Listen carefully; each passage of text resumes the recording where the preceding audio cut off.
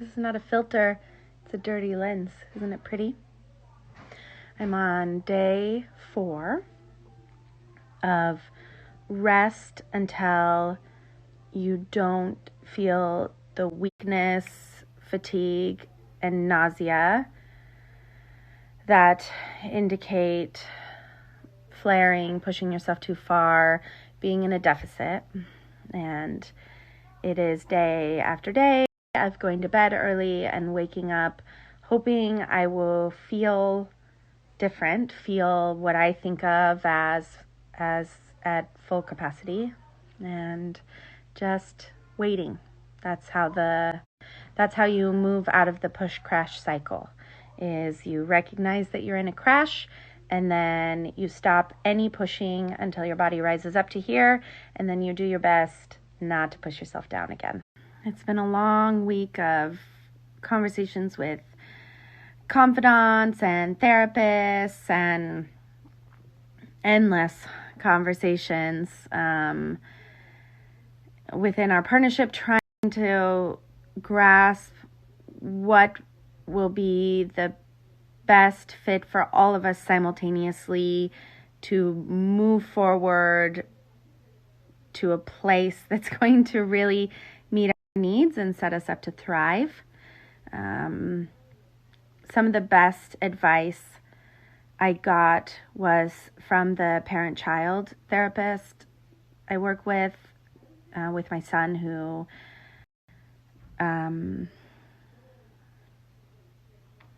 it was such a relief to be able to speak with someone about who understands him, about his particular needs, and to be able to have a detailed conversation with someone I feel very safe with, and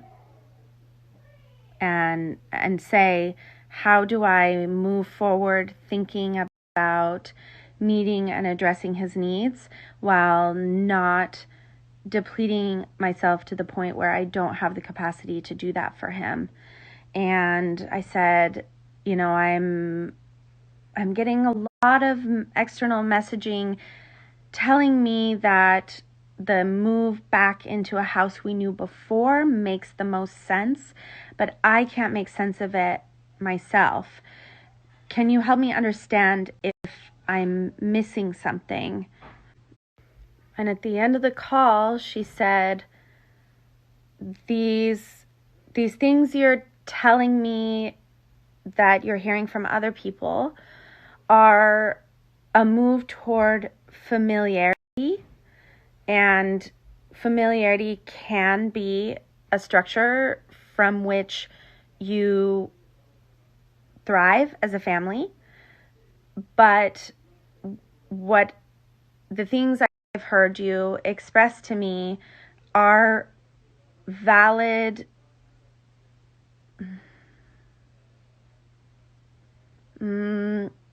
not roadblocks, complications. Your focus as you've been talking to me has been thriving, and you want to continue to focus on what you know about yourself that helps you to thrive. And as much as this past year of nomadic living has now created a big mess for us, one, if we were still in our Seattle house and we weren't thriving there, we may invest a lot of time and effort and energy into trying to create a structure that allows us to thrive that's never quite going to get us there.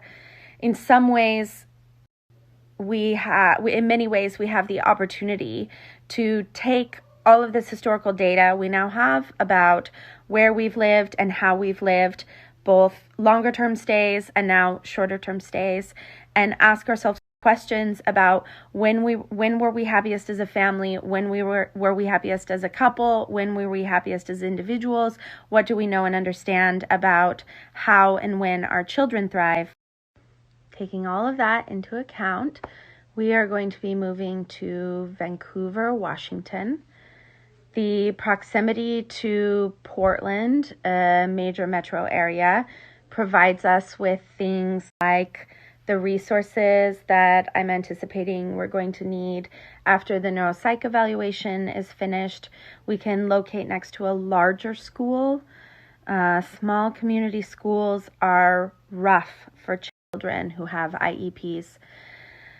By the way, we're firm on the kids not being indoors for long periods of time until they have the vaccine, even with the data on the variants coming out and the reduced efficacy of the vaccine, maybe because, really because of the variants and the effect that they're having on unvaccinated bodies.